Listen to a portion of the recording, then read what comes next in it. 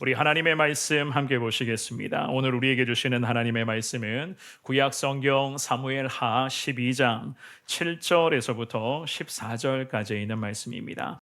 나단이 다윗에게 이르되 당신이 그 사람이라 이스라엘의 하나님 여호와께서 이와 같이 이르시기를 내가 너를 이스라엘의 왕으로 기름 붓기 위하여 너를 사울의 손에서 구원하고 내 주인의 집을 내게 주고 내 주인의 아내들을 내 품에 두고 이스라엘과 유다 족속을 내게 맡겼느니라. 만일 그것이 부족하였을 것 같으면 내가 내게 이것저것을 더 주었으리라. 그러한데 어찌하여 내가 여호와의 말씀을 업신여기고 나보기에 악을 행하였느냐? 내가 칼로 햇사람 우리아를 치되 암몬 자손의 칼로 죽이고 그의 아내를 빼앗아 내 아내로 삼았도다. 이제 내가 나를 업신여기고 햇사람 우리아의 아내를 빼앗아 내 아내로 삼았은즉 칼이 내 집에서 영원토록 떠나지 아니하리라 하셨고, 여호와께서 또 이와 같이 이르시기를 보라 내가 너와 내 집에 재앙을 일으키고 내가 내 눈앞에서 내 아내를 빼앗아 내 이웃들에게 주리니 그 사람들이 내 아내들과 더불어 백주에 동침하리라. 너는 은밀히 행하였으나 나는 온 이스라엘 앞에서 백주의 이 일을 행하리라 하셨나이다. 같이 봅니다. 다윗이 다윗이 나단에게 이르되 내가 여호와께 죄를 범하였노라 하매 나단이 다윗에게 말하되 여호와께서도 당신의 죄를 사하셨나니 당신이 죽지 아니하려니와 이 일로 말미암아 여호와의 원수가 크게 비방할 거리를 얻게 하였으니 당신이 낳은 아이가 반드시 죽으리다 하고 아멘. 이 귀한 말씀으로 원로 목사님 나오셔서 하나님의 말씀 전해 주시겠습니다. 이런 말씀 증거하기 전에 저희 집사람 근황이 궁금하실 텐데 또 전화하면 또 항암 투병하는데 힘들까 봐 전화도 못 하시고 또 오고 싶어도 상황이 어떨지 몰라서 그랬을 줄 알고 있습니다. 또 저희 동기들도 목사님 가야 돼요, 말아야 돼요, 전화해야 돼요, 말아야 돼요. 딱 그래서 제가 일괄적으로 간 거. 일단 근황은요. 지금 항암 일주일에 한 번씩 맞는데 지금 2번 맞고 다음 주 월요일 날 3번째 맞습니다. 그러니까 이 결과는 3달 후에 나오고, 그래서 제가 보니까 월요일 날 맞으면 한 목요일 날 저녁까지 굉장히 힘들어해요. 먹은 거 다 토하고 먹지도 못하고. 그래서 이제 목요일 날 저녁, 금요일 날 아침부터 조금 먹기 시작을 해가지고 2, 3일 빨리 먹어야 또 그 항암 하는데도 백혈구가 안 되면 못 맞는데요. 이거 예정된 스케줄에. 그래서 금요일 날 한 2시부터 5시 사이, 그때가 아마 면회가 좀 가능한 시간 같습니다. 그래서 제가 옆에 가만히 지켜보니까 조금 사기를 돋아주고 좀 그래야 되겠다. 왜냐하면 이제 혼자 그 요양병원에 있으니까 좀 뭐라 그럴까, 좀 혼자다, 뭐 그런 느낌이 좀 있는가 봐요. 그래서 제가 안 되겠다 싶어가지고 장로님들을 비롯해서 금요일 날 오후 2시부터 한 5시 그 사이에, 그래서 여러분 전화해 주시면 그러면 만나는 병원에, 요양병원에 면회실이 있으니까 그렇게 해서 여러분 기도도 해주시고, 좀 격려가 좀 필요하다 제가 볼 때 그런 거 참고해 주시고요. 그 다음에 뭐 그 정도입니다. 하나님 말씀 우리 생각해 보겠습니다. 이제 실제적인 얘기를 하나 얘기를 드리고, 그리고 이제 저희 동기 목사님이 목회가 그렇게 안 돼요. 목회. 그래서 뭐 하여튼 그래서 지금 은퇴를 하셨는데도 그 목회에 아픔이 있어요. 목회를 자기가 원하는 대로 하지를 못하고 그냥 아주 뭐 자괴감을 느낄 정도로 그렇게 힘들어요. 그리고 그 목사님 가정사도 그렇게 좋지가 않아요. 그런데 이제 문제는 손자 때 내려와서 자폐 기능이 있는 애들이 나오기 시작하는 거예요. 치료가 안 돼요. 치료가 안 돼요. 그러니까 할아버지 목사님 입장에서 손자들이 그런 게 자꾸 일어나니까. 근데 이제 저하고 무슨 얘기를 하다가 가정사를 얘기를 하는 거예요. 가정사를. 무슨 가정사를 얘기하느냐. 자기 아버지 그러니까 손주한테는 증조 할아버지가 되지. 증조 할아버지가 땅 위에 사는 동안 좀, 야, 이건 아니다. 이런 일을 벌린 거예요. 이건 아니다. 예? 그런데 그 증조 할아버지가 그 하나님 앞에 사람 앞에 이건 아니다 하는 그 목사님 저한테 구체적으로 얘기를 해주더라고요. 이게 내가 강단에서 얘기하기 좀 그래서 내가 말 피하는 건데 하여튼 이건 아니다. 다 인정하는 일을 벌린 거예요. 예? 그리고 이 증조 할아버지가 그거를 해결하지 못하고 죽은 거예요. 해결하지 못하고. 그런데 이제 그 할아버지는 죽었는데 자기 그 밑에 집안에 안 좋은 일이 계속 일어나는 거예요. 그렇게 이 목사님 뭐라고 그러느냐? 우리 아버지 때문에 지금 이런 일이 벌어진다는 거예요. 아버지 때문에. 네, 참 내가 그 얘기를 들으면서 이 죄에 대한 하나님의 징계와 심판 엄청 무섭다는 거예요. 보세요, 할아버지. 그러니까 그 할아버지 때문에 무슨 어떤 관계자에서 상처를 받고 그런 사람들이 고까지는 얘기를 해줄 거예요.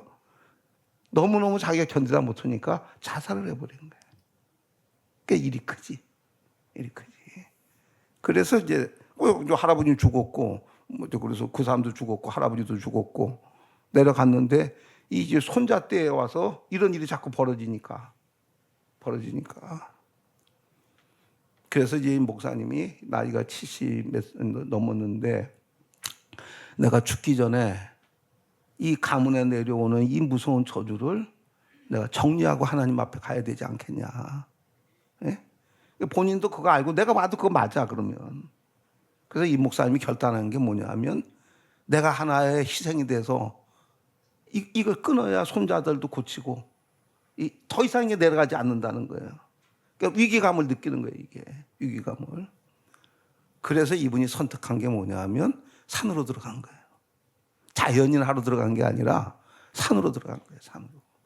그 산에다가 조그만 이렇게 뭐 나무 잘라가지고 그렇게 해서 이렇게 집을 하나만 지은 거예요. 그리고 내가 여기서 기도하다가 내가 죽더라도 우리 아버지가 지은 이 죄를 하나님 앞에 하고 더 이상 우리 가문에 이런 게 내려오지 않게 하고 그래서 그 독한 결심하고 한 거예요. 70 넘은 목사님이 산속에서 추운데 땅에서는 찬 기운이 올라오지 산에 바람은 들어오지 춥지 결국에는 몸에 병이 생긴 거예요. 도저히 감당이 안 돼서 다시 하산한 거예요. 하산. 제가 이제 그분을 보면서 저 할아버지가 지은 저게 저 집에 끊어지지 않겠다. 저게 안 되겠다. 내가 이제 내가 영의 세계를 알잖아요. 그 목사님의 영역이 그걸 끊어내지 못하는 거예요. 왜냐하면 그 목사님이 이제 그렇게 되면 산에서 기도 못하면 내려와서 기도해도 되잖아요. 그러면 그 사제의 은총이 내려올 때는 그 목사님한테서 막 변화하는 역사가 일어나고 얼굴을 보면 사제의 기쁨이 있고 얼굴에 그 주의 거룩한 광채가 비치고 그 목사님은 막 이게 막 역사가 일어나가지고 그게 보여야 이게 끊어지거든요. 뭐 그건 보이기는커녕 자기 신앙생활도 유지하기 힘들어요. 그래서 자기도 인정해요. 내가 너무 안 됐어서 하나님 이 가문을 불쌍히 여겨 주셔서 한 번만 기회를 좀 주시라고. 이게 실제 이제 일어난 사건이에요. 오늘 본문의 이야기도 이거 집안 망할 일이 벌어진 거예요. 다 아시잖아요. 다윗 왕이 모든 거 다 태평성대를 이룰 때 우리아의 아내 바사바하고 간음을 해가지고 그래 임신을 했어요. 임신했다고 연락이 오니까 큰일 났거든요.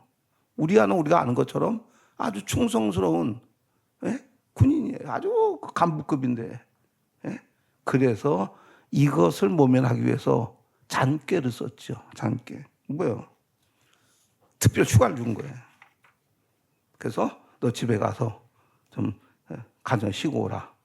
아직 우리 아들 젊은 사람이니까 집에 들어가면 부부하고 부인하고 동침하게 되면 그 다음에 임신을 했으면 지금처럼 뭐 DNA 검사할 때 아니니까 자기 자식이라고 하면 이게 넘어가니까 성경은 뭐라 그래요? 우리 아가 내 동료들은 지금 전쟁터에서 생명을 걸고 지금 싸우고 있는데 내가 특별 휴가를 받아가지고 전선에서 떠나 여기 있는 것도 내가 동료들한테 미안하고 국가에 대해서 미안한데 내가 어찌 집에 들어가서 좋은 음식을 먹고 내 부인과 동침하겠느냐? 그건 아니다. 그리고 왕궁에 머무릅니다. 그러니까 작전이 틀려졌지. 휴가를 가게 되니까 안 되겠거든. 그래서 얘기한 게 뭡니까? 왕이니까 제일 위험한 전선에 내보내서 싸우다 죽게 해라. 결국 작전대로 됐습니다. 그 다 끝났어요. 바세바는 과부가 됐고, 그러니까 정상적으로 왕이 그래서 부인을 맞아들이고, 그리고 애를 낳고 이제 다 지나간 거예요. 깨끗하게 끝난 거예요. 깨끗하게 완전 범죄지요. 이제 이때 나단 선지자가 와서 그 얘기를 합니다. 당신이 이런 범죄를 저지르고 왕이 돼가지고 깜짝까지 숨겼다고 당신이 지금 그럴 수 있냐? 하고 이제 나단이 직언을 합니다. 나단이. 여기서 이제 우리 하나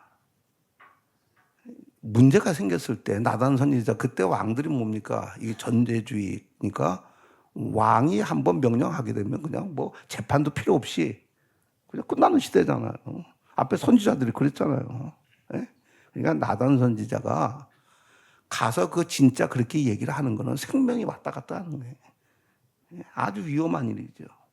근데 하나님의 명령을 받고 뭐 삥 둘러서 뭐 우회해서 그렇게 얘기 안 합니다. 어떻게 합니까? 딱 당신이 그 사람이다. 당신이 이런 짓 하지 않았냐? 딱 찔러버립니다. 오늘 우리 때로는 모든 걸 다 직언을 하고 할 수는 없어요. 그렇잖아요. 사람 사는데. 때로는 우회하지 않고 똑바로 얘기를 해줘야 될 때가 있습니다. 그때는 얘기를 해줘야 돼요. 나단 선지자처럼. 대개 사람들이 어떻습니까? 중요한 사건이나 그 사건에 자기의 의사표시를 하면 자기 입장이 곤란하거나 또는 피해가 있거나 좀 그럴 때는 뭐요? 그럴 때는 뭐라고 하느냐? 난 중립이다. 또는 뭐요? 남의 일처럼 방관하고 모른 척하고 처신은 잘하는 거죠. 그래? 그거는 하나님 앞에 올바른 자세는 아니라는 얘기죠. 하여튼 나단 선지자가 그렇게 얘기를 합니다. 우리 방송인은 12장 9절을 한번 봅시다. 자, 그러한데 어찌하여 내가 뭐요? 여호와의 말씀을 업신여기고. 나단 선지자가 지금 이 다윗의 범죄를 뭐라고 얘기하냐? 네가 우리아를 주고 바세바하고 그런 부적절한 관계를 갖고 그런 걸 가진 것 같다. 지금 뭐라고 얘기하냐면 네가 하나님을 업수히 여겼다. 업수히 여겼다. 하나님을 업신 여겼다. 가볍게 봤다. 뭐예요? 숨어서 그렇게 일을 저질러 놨고 완전 범죄를 만들어서 그렇게 계획한 것을 하나님은 안다, 모른다. 아니요. 아는 건 우리 다 아는 거잖아요. 그럼 하나님이 안다라고 만약에 바울이 했었다고 하면 하나님이 안다. 그렇다면 우리야 죽여야 돼, 안 죽여야 돼? 안 죽여야 되지. 사람을 죽이는 아무 죄도 없고 충실한 일꾼을 그렇게 만들어서 죽이는 건 그건 1차 범죄보다 더 못된 거잖아요. 그거는 아주 고의성을 띠고 악의로 한 거잖아요. 하나님이 그걸 다 보고 계신다라고 하는 거를 확실히 알았으면 한다 안 한다. 그러면 여기서 하나가 뭐예요? 다윗이 머리로는 안다 모른다. 다윗이 그걸 왜 모르겠냐고. 우리도 그걸 왜 모르겠냐고.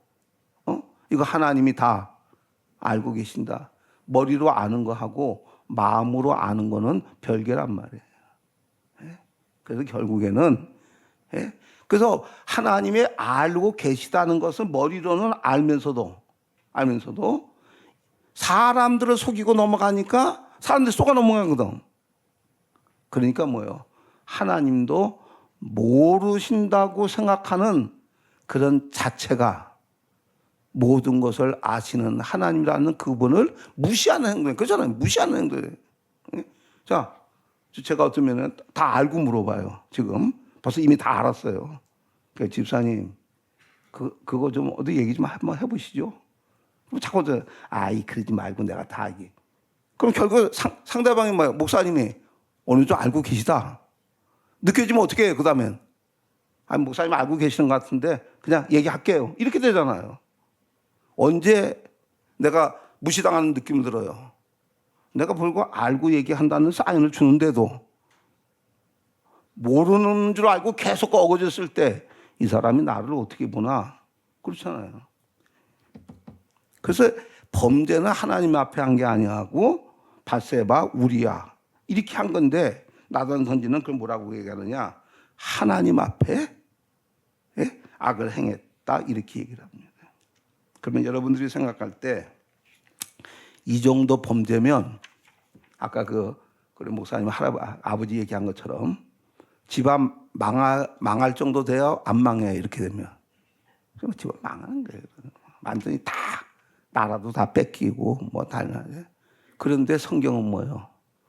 다윗이 여기서 제기합니다. 예? 이러한 무서운 일을 해가지고 나단 선지자가 하나님 앞에 악을 행했다고 딱 잘라줬는데도 나라를 뺏기지 않고 나라가 이어집니다. 솔로몬 시대로. 똑같은 일인데 사울 왕 쪽에는 얘기는 어떻게 해요? 사울 왕 쪽에는 성경 사무엘상에 계속 나오는 게 뭐냐면 옆에 나라하고 전쟁이 벌어졌어요. 그럴 때 그 사무엘 선지자를 통해서 동물들이고 뭐고 제사 지낼 때 그냥 싹 다 죽이라고. 악의 씨는 남겨두지 나면 안 된다고. 근데 사울 왕이 가서 막상 보니까 이게 요새로 얘기하면 어마어마한 재산이거든요. 이 기름진 소를 왜 죽이냐 이거를. 예? 그래가지고 그게 탐욕이 나가지고 안 죽이고 따로 모아놨습니다. 그리고 이제 사무엘에 와서 얘기하니까 뭐라고 얘기하냐? 이 소를 하나님 앞에 제사 드릴 때 쓰려고 남겨놨습니다. 이렇게 얘기하잖아요. 그것 때문에 뭐요? 사무엘에 얘기합니다. 하나님께서 당신의 나라를 다른 사람에게 남겨주겠습니다.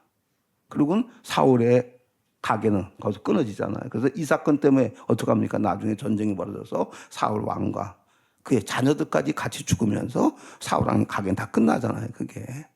여러분 그거 하고 지금 다윗이 범한 이 범죄하고 어느 게 큽니까? 똑같이 불순종인데 여러분 비중을 따지자고 하게 되면 우리가 보더라도 사울 왕이 동물들 좀 남겨놓은 게 큽니까? 우리아를 죽인 게 더 큽니까? 우리아를 죽인 게 더 크잖아요. 그러면 그런 얘기라고 하게 되면 사울이 온전히 순종하지 않아서 나라를 뺏겠다고 하게 되면 다윗은 고의로 사람을 죽였단 말이에요. 고의로. 전쟁 중에 죽인 것도 아니고 멀쩡한 사람을. 나라 다 뺏겨야 되죠. 나라 다 뺏겨야 되죠. 근데 사울은 나라를 뺏겼는데 다윗은 왜 뺏기지 않고 다시 솔로몬으로 이어지는 그걸 할 수 있었느냐? 여기 하나 차이예요. 하나 차이예요. 사울왕은 그걸 얘기했을 때 계속해서 합리화시킵니다. 계속해서. 백성들이 그걸 원해서. 하나님 앞에 제사 드릴 때 쓰려고. 자꾸 얘기를 합니다. 자꾸 합리화시킵니다.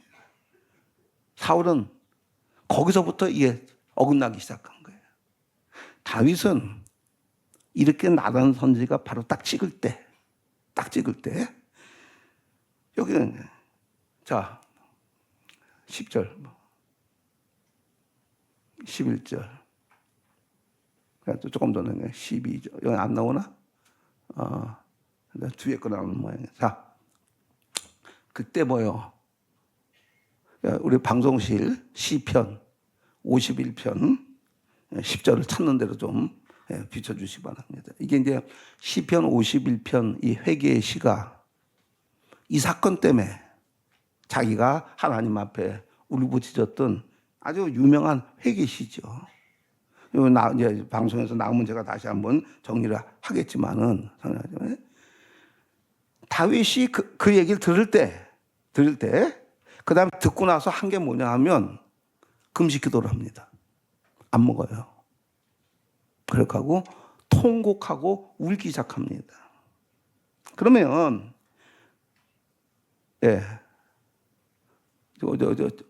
됐어요. 이거 붙여놔 주세요. 다윗이 좀 운 게 뭐냐 하면 요거예요. 하나님이요, 내 속에 정한 마음을 창조하시고 내 안에 어떤 영? 정직한 영을. 다윗이 하나님의 영, 성령의 강한 역사를 받았을 때, 성령의 강한 역사를 받았을 때에 이 사람의 움직임은 뭐예요? 쭉 보게 되면 거짓말을 한다, 정직하게 행한다. 계속 그의 길은 정직한 길을 걸어왔다.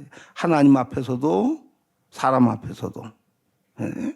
자, 그 중에 하나 어렸을 때 얘기를 보자고요. 이 하나님의 영이 임하니까 다윗의 형제들이 8명인데요. 많아요. 근데 기록을 보게 되면 들판에 양을 치러 나갈 때 양치고 양을 돌보는 작업을 형이 했다, 다윗이 했다. 제일 어린 다윗이 합니다. 다윗이 하는데 그 어려운 데 가다 보니까 사자와 곰이 습격을 합니다. 멀리대로 얘기하게 되면, 자, 출발할 때 지금의 양치는 거하고 달라요. 소치는 거하고. 그냥 들판에 가서 방목하는 거예요. 목자는 그걸 지키고 보고 있는 거예요. 예?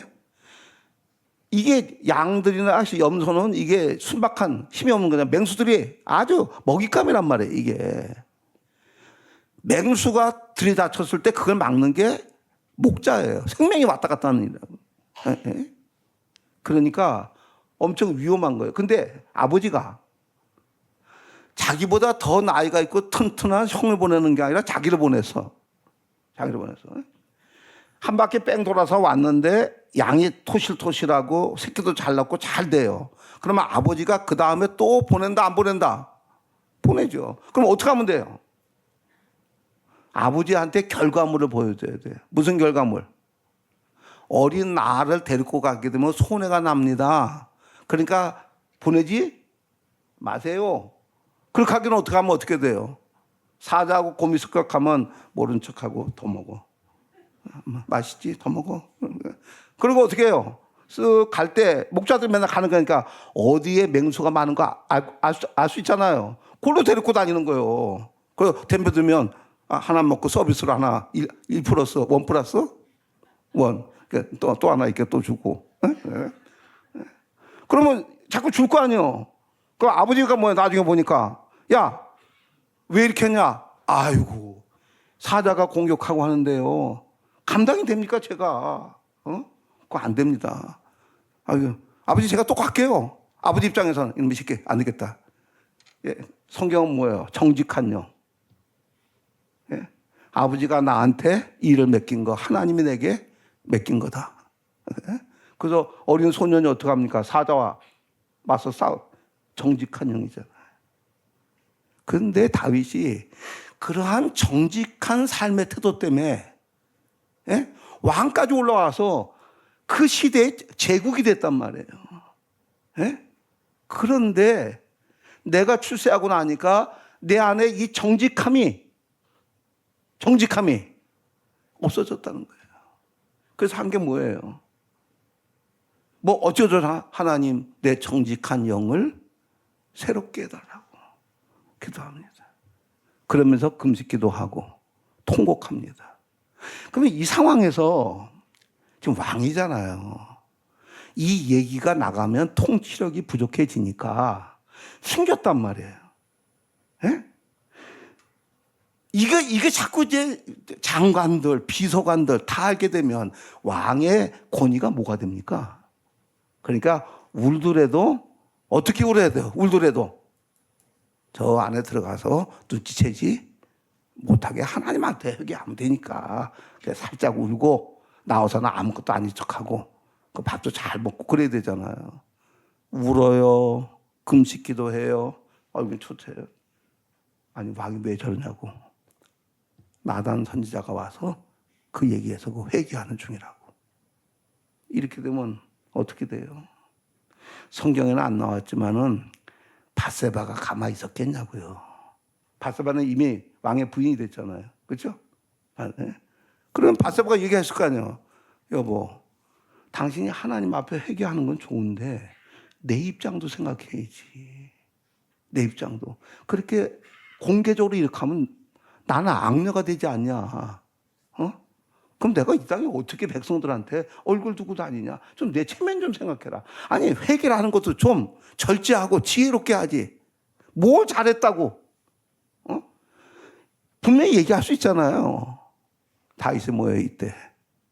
하나님 앞에 이렇게 중한 범죄를 저질러 가지고 우리 집안이 망하고 나라가 망하게 됐는데 에?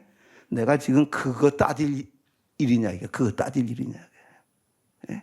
뭐야 태도가 하나님 앞에 그 뭐 변명하고 뭐 어쩌고 저쩌고 뭐 누구 탓하지 않고 그대로 하나님 앞에 엎드려 울면서 이거 합니다. 하나님이여 내 속에 정한 마음을 창조하시고 내 안에 정직한 영을 새롭게 하소서. 11절. 11절. 나오면 자, 그래서 다윗이 하나님 앞에 그렇게 그 다음에 11절 12절에 나오는 게 뭐냐? 하나님이 이 죄를 나를 주 앞에서 주의 성령을 내게서 주의 성령을 내는 거예요. 우리 시로 얘기하면 뭐예요? 하나님의 영이 떠나니까 예배를 드리는데도 은혜가 안 돼요. 설교를 듣는데도 자꾸 졸려요. 지금 몇 명 졸리는데 주무세요 그냥. 뭐 졸리는 거 어떡합니까? 자야지. 아니 내가 얘기해. 할 때 한 3분만 딱 자. 그게 나아. 그러면 정신 바짝 들어요. 자, 그 하나님의 말씀이 땡겨지지 않고 주의 영이 거두어지면 이런 현상이 일어난단 말이에요. 다윗에게 그런 현상이 일어난 거예요. 그러니까 이 사람이 뭐예요? 하나님 내 죄를 회개하고 뭐 집안을 살리고 그게 문제가 아니고 주의 성령을 내게서 거두지 그 받았던 은혜가 내게서 거두지 말게 해달라. 그리고 하나님 이번 사건 때문에 하나님하고 내 관계가 완전히 끊어지지 않게 나를 한번 좀 봐달라. 그리고 성경 뭐야? 그가 울 때 통곡하면서 울면서 베개가 적셔지고 요가 적셔졌다. 이게 이제 성경 얘기잖아요. 이 진정한 회개 때문에 다윗의 가게는 다시 일어납니다. 제가 오늘 이 본문을 한 거 뭐냐면 우리가 땅 위에 사는 동안 어떻게 실수를 하거나 죄를 안 짓겠냐는 얘기예요. 그건 거짓말이지. 그러면 우리가 이런 일을 당했을 때 혹시 우리가 그렇게 했을 때 우리의 자세는 어때야 되고 옆에서 그걸 지켜보는 사람들은 어떻게 도와줘야 되느냐 그런 얘기야. 어떻게 도와줘야 되느냐.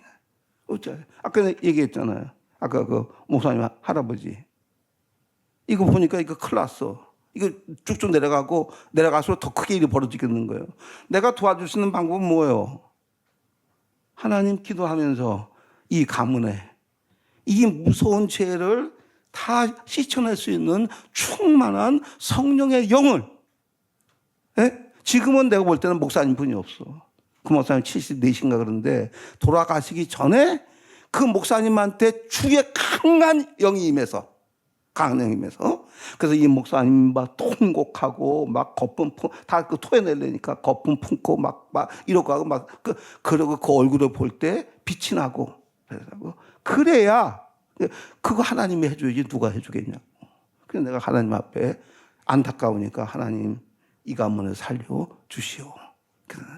자, 이런 일이 벌어지면 안 되는데 제가 하루에 지금 짧게는 3시간 반, 시간이 길으면 5시간 은퇴한 목사가 그렇게 할 이유가 없잖아요. 그렇죠? 제가 제 영의 삶을 계속 살아갑니다. 주님과 깊이 교제하다 보니까 이번 일 터지기 전에 2달 전부터 자꾸 하나님이 성원교회를 위하고 장로님들을 위해서 기도하고 교인들을 위해서 기도하는데 그거 말고 가르쳐 주진 않아요. 사건을. 이 일을 위해서 네가 준비 기도해라. 준비를. 그게 떨어진 거예요. 현역 시대도 그런 게 오잖아요. 그러니까 2달을 기도를 준비하는데 떡하니 일이 벌어져서 그래서 이제 연결하다 보니까 연결된 거예요. 아니 내가 여태껏 목회하면서 같은 동료 장로님들끼리 어느 장로는 장로 될 자격이 없는 사람이 장로 됐다고 그런 그 무서운 말을 내 목회나 내가 우리 노에서도 그런 얘기를 들어본 적이 한 번도 없다고. 에? 이거 뭐야 이게 도대체? 그 얘기를 듣고 그러니까 이제 내가 기도한 게 짝이 맞잖아요. 예? 그 얘기를 들은 사람한테 내가 집사님 들은 대로 나한테 다 얘기하라고. 내가 원로 목사가 딱 찍어가지고 알고 있는 것처럼 얘기를 하는데 어떻게 얘기를 안 하냐고 다 얘기를 하게 돼 있지. 예? 그러니까 내가 내용을 다 얘기를 듣게 된 거예요. 그러면 내가 기다렸던 게 뭐예요? 이런 말을 이렇게 했는데 이렇게 오해를 했다. 그런 게 아니란 말이에요. 이 정도 부족한 얘기를 해서 남한테 상처를 줬으면 태도가 뭐예요? 자기를 합리화시키는 게 아니고, 예? 예? 먼저 사람하고 관계를 하기 전에 그렇게 그 정도 됐으면 누구하고 관계를 풀어야 돼? 하나님하고 풀어야 되잖아. 그럼 내가 목회 37년, 지금 40년이 넘어갔어요. 성도들이 진짜 뭐 고의가 됐든 실수가 됐든 큰 부족한 일을 행하면 그러면 이게 하나님의 영이 함께하는 사람은 뭐부터 합니까? 예? 기도원부터 쫓아가든지 아니면 안 하든 금식 기도를 하든지. 예? 예? 그게 순서잖아. 순서가 그렇잖아요. 그 순서가. 그래서 하나님 앞에 이거는 누가 얘기하기 전에 나 때문에 성도들 간에 이건 아니다. 내가 참 많이 부족하구나. 그러면 뭐 이랬습니다. 오해입니다. 그런 걸 따지기 이전에 하나님 앞에 엎드려 기도하고 다윗의 모습이 보였으면 내가 왜 그렇게 강하게 하겠어요? 그럼 내가 지켜보잖아요.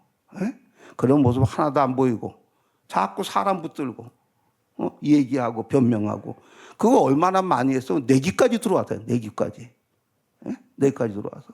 근데 내가 지켜보는 거예요 지금. 그러면 당사자는 얘기할 것도 없고 지금이라도 하나님 앞에 엎드려서 왜 내가 이런 말을 하고 이런 부족한 행동을 했는지 하나님 앞에 기도하고 그렇게 하고 그런 모습이 보여야 되고 부인도 그래야 되고 그분하고 가까이 있었던 분들이 도와주는 게 뭐예요? 뭘 도와주는 거야? 한쪽 얘기 듣고 그게 인지 아닌지 모르고 한쪽 얘기 듣고 뭐 어쩌고 저쩌고 그러면 일을 더 망친단 말이에요. 왜? 다윗은 변명 안 하잖아요. 당신이 그 사람입니다. 딱 찍으면 하나님 앞에 회개하고 그렇게 자세를 보여도록 옆에서 도와주고 그래야 되지. 그게 도와주는 거지. 그래서 하나님 앞에 바르게 기도해가지고 하나님 앞에 해결해서 이미 잘못한 건 잘못한 거고 그것이 다음 세대에 내려가지 않도록 막아주는 게 교인들이나 지도자들이 할 일이지. 적당히 핑계대는 걸 갖다 그 말을 듣고서 어쩌고저쩌고 어느 권사님이 그런 말 한다고 해서 내가 직접 가서 전달해 줬어요. 알지 못하는 몸 가만히 있으라고. 뭘 안다고 자꾸 함부로 얘기를 하냐고. 자꾸 일을 그르친단 말이에요. 그렇게 하는 게 아니라. 그러고 있는데 이게 도가 넘어가가지고 역할 분단해서 부인은 권사님들한테 해당되는 사람은 안수 집사들한테 전화를 해가지고 어쩌고저쩌고 했다는 얘기가 들리길래 잘한다.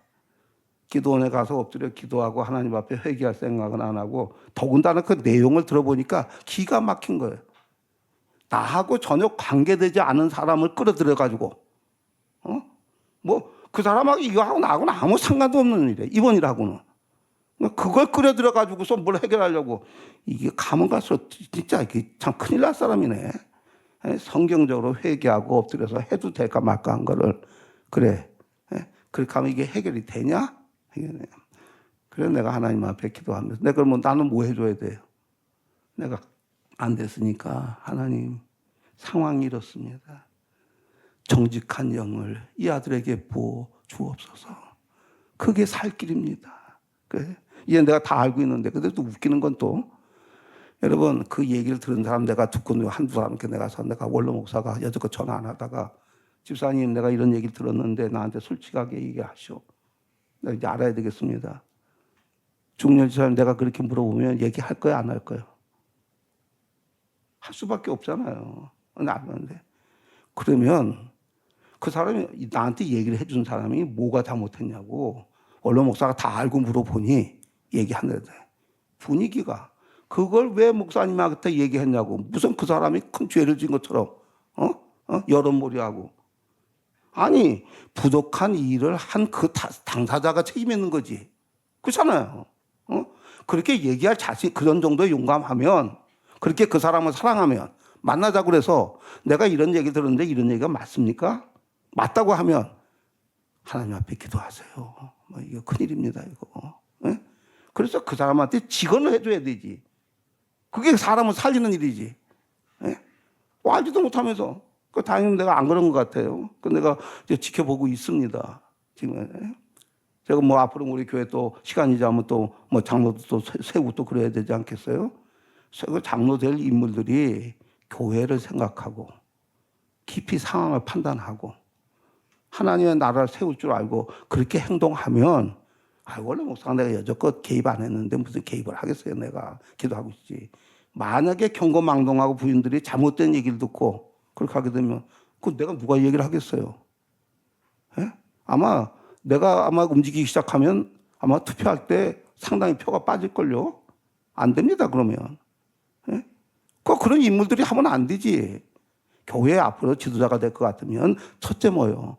교회에 부족한 일이 생기면 양쪽 얘기를 들어보고 아니고 무엇이 까만 건지 무엇이 하얀 건지를 일단 확인하고 그렇죠?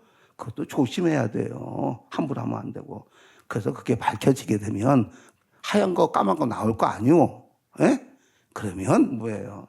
잘못한 사람한테 직언할 수 있으면 직언을 하고 직언하기가 어려우면 그 영혼을 위해서 기도하고 혹시 얘기할 기회가 있으면 조심스럽게 기도 많이 하시고 바로 가셔야 될 것 같습니다. 이렇게 얘기를 해야 되잖아요. 무슨 이렇게 교회를 하는데 나하고 가깝고 멀고 나하고 그런 게 무슨 상관이 있냐고. 하나님 앞에 우리가 바르게 해야 되지.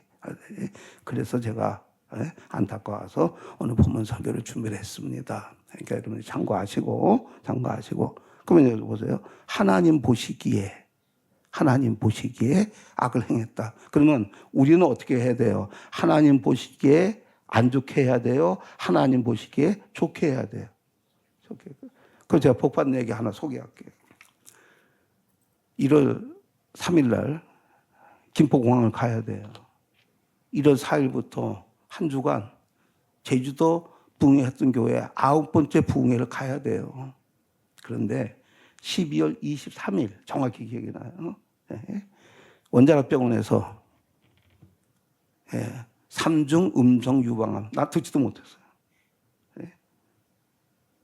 우리 사람 하얗게 질리고 급성입니다. 이거 암이 빨리 번지는 병입니다. 그리고 전이가 엄청 빠릅니다. 그런데 폐에 이상한 게 보입니다. 우리 처제가 똑같거든. 그 폐로 전이가 돼서 그래서 1년 만에 죽었거든. 우리 평소에 우리 집사람이 그랬거든. 우리 처갓집에 이런 그 유전 그런 인자가 있어서 이게 안 와야 되는데 이게 그러니까 목사님 어떻겠어요 제가.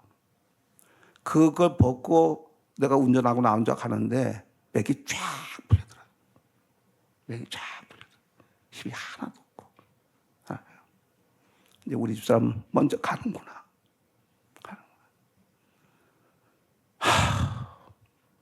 이 일을 어떻게 감당하냐. 그런데 다음 주에 제주도 부흥회를 인도하러 가야 돼. 여러분, 부흥회 인도해야 돼? 하지 말아야 돼? 지금은 조금 나아요. 급성이라 지금 번진다는데 병원을 못 잡아. 유방암 환자는 너무 밀려가지고. 빨리 해야 2달 후요. 빨리 해야. 2달 만에 이게 전이가 다 되면 끝이라는 얘기예요. 근데 막 찾아봤어. 요새 AI. 예? 이게 끝나는 거예요. 그냥. 병원을 아직 정하지도 못해가지고. 병원 하느라고 막 사방에 연락을 하고 뭐 여기저기. 다 똑같아. MRI가 밀려서 안 된다고. 그런 상황이야. 그런 상황. 그래서 내가 마음으로 우리 집사람이 이렇게 하고 있는데 내가 무슨 부흥에 무슨 생명 걸었냐? 이건 아니다. 그리고 나 스스로도 이런 마음으로 어떻게 해서 부흥회로 인도하냐? 제가 안 가기로 했어. 안 가기로. 그리고 한 2, 3분 지났는데 차 안이에요. 주님의 음성을 보인 것도 아니고 아무것도 아니고 차 안인데 예수님이 겟세마네 동산에서 그렇게 고민하면서 핏방울이 땀방울이 되도록 그 모습이 보이는 거예요. 그 모습이. 그러면서 마음에 조용한 소리. 그래, 너 집사는 그렇게 사형 선고 받으니까 이거 여러분 되게 긴장이 되는데 너무 긴장하니까 뒤에 얘기부터 먼저 할게요. 그래서 지금은 받아가지고 굉장히 빠른 거예요. 항암제를 넣어서 그거하고 다행히 폐에 보이던 이상한 거는 일반 염증이래. 그래서 전이는 안 됐대요. 그러니까 너무 긴장하니까 그냥 미리 얘기하고 하는 거예요. 그래서 이제 그때는 이제 그렇게 위험할 때요. 근데 하는 말이 내가 네 마음을 이해한다. 그래도 나만큼 힘드냐? 오죽하면 그 십자가의 그 고통을 주님이 나만큼 고민이 되냐? 그러니까 그거 순간적으로 내가 차 안에서 2, 3분 만에 하나님 회개합니다. 회개합니다. 주님의 고민이 얼마나 컸겠습니까? 그리고 내가 그랬습니다. 부흥에 가겠습니다. 진짜. 근데 이제 집에 도착했어요. 나는 간다고 했지만 우리 집사람 의사를 물어봐야 되잖아. 얼마나 우리 집사람 내가 부흥회 간다고 그러면 그러겠어요. 그래서 내가 여보 다음 주 그 교회는 벌써 몇 달 전부터 기도하고 준비하는데 내가 그 겟세마네 동산 그 얘기는 안 했어. 부담 줄까 봐. 여보 내가 가야 되나 말아야 되나. 그랬더니 우리 집사람 하는 말이 진짜 고맙더라고. 여보 내가 아픈 건 아픈 거고 주의 일은 주의 일이야. 가. 진짜 가도 돼. 가. 부부가 진짜 어려운 결정을 했습니다. 토요일 날 이제 금요일 날 전화가 왔어요. 그 제주 담임 목사님한테. 목사님 부흥회 안 할 수는 없고 월요일까지만 하시고 다시 서울로 올라가시죠. 그래서 내가 이따가 목요일까지 예정됐던 대로 그대로 진행합니다. 우리 집사람하고 합의했습니다. 그랬더니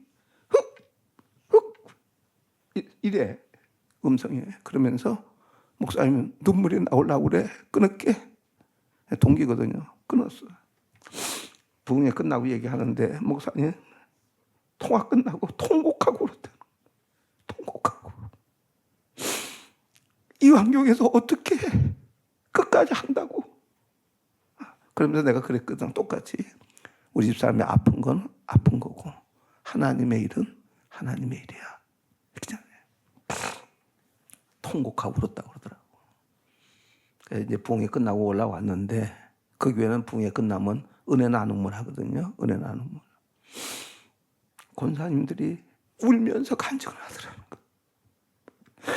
어떻게 그런 환경에서 부인을 놔두고 어떻게 와서 그렇게 태연스럽게 부흥회 다 끝나고 안수 다 해주고 어떻게 그럴 수 얘기를 안 했더라고. 교인들 저 마음 상할까 봐. 9번째 갔으니까 정이 들었잖아요. 그래서 나중에 마지막 날 목사님 얘기해도 돼. 얘기해. 그래서 사실은 저희 집사람이 이렇게 항암 투여를 하면서 근데 그 사이에 참 신기해요. 그렇게 하고 결정을 하고 났더니 이게 어쩌고 저쩌고 빨리빨리 돌아가가지고 이대 목동병원에 기적이요. 어떻게 해서 우리 막 이제 뭐 기대도 못 가고 세브란스 갔더니 똑같아 진단은. 그리고 뭐요 한 달 보름인가 한 달 보름이 더 안 돼. 상황이 급해 죽겠는데 이대 목동병원 마지막 기대 걸고 간 거예요. 예? 뭐 여기도 안 되겠지. 이게 교수가 딱 보더니 급하다고 MRI 2달 있다 찍어야 되는 MRI로 오늘 저녁에 찍고 가라고. 예? 그때는 뭐요 부흥회하기로 결정하고 난 다음에 벌어진 일이야.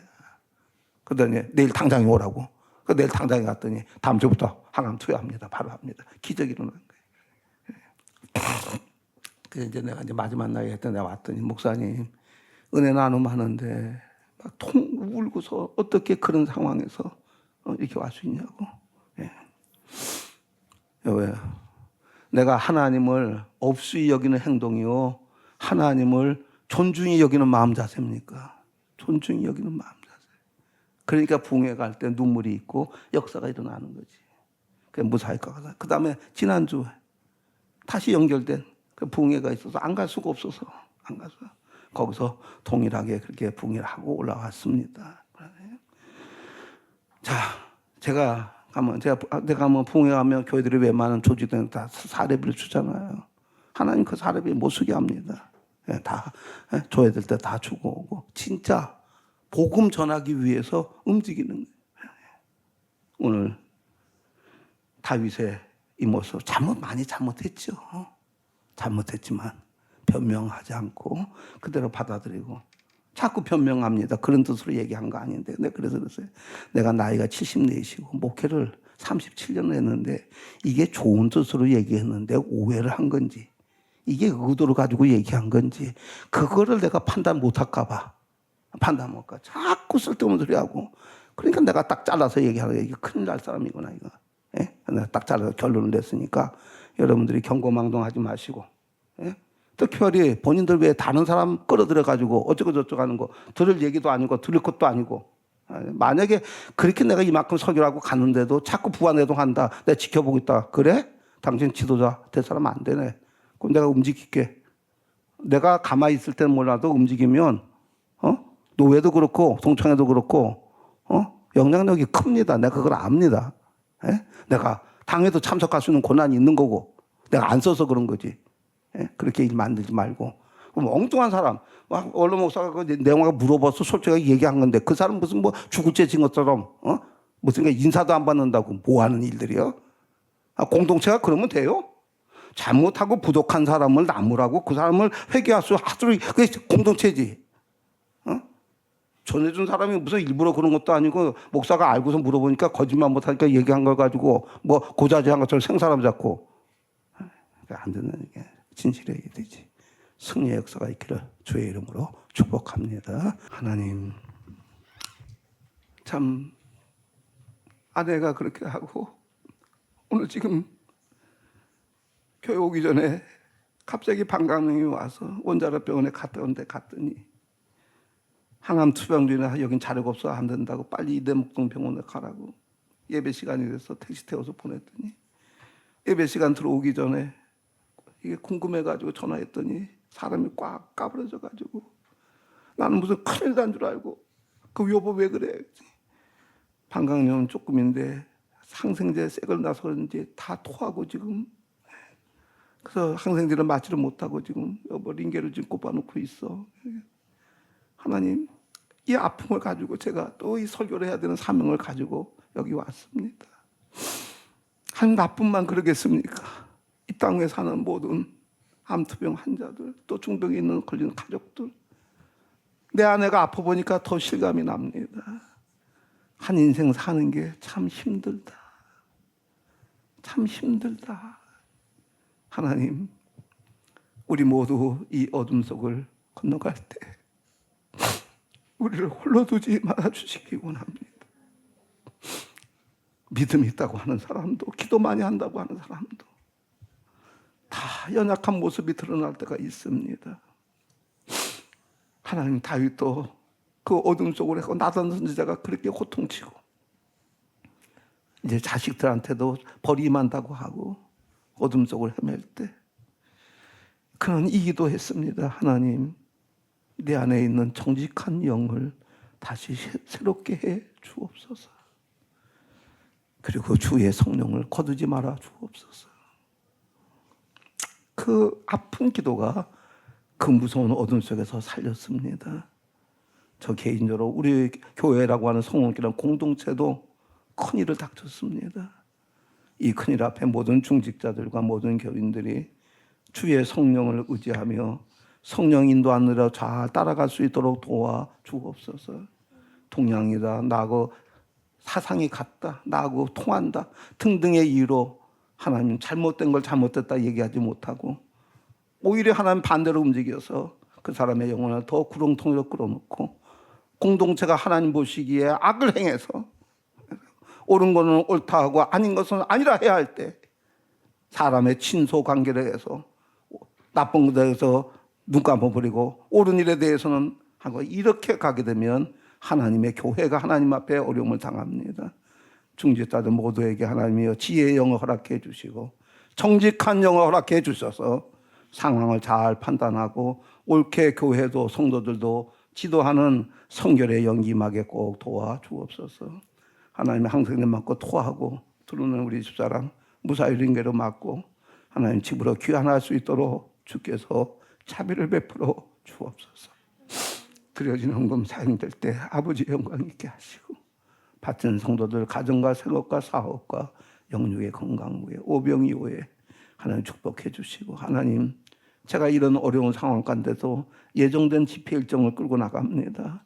주님 보시기에 선한 마음 갖고 주님 보시기에 충성된 마음을 가지고 잘 인도할 수 있도록 도와 주옵소서.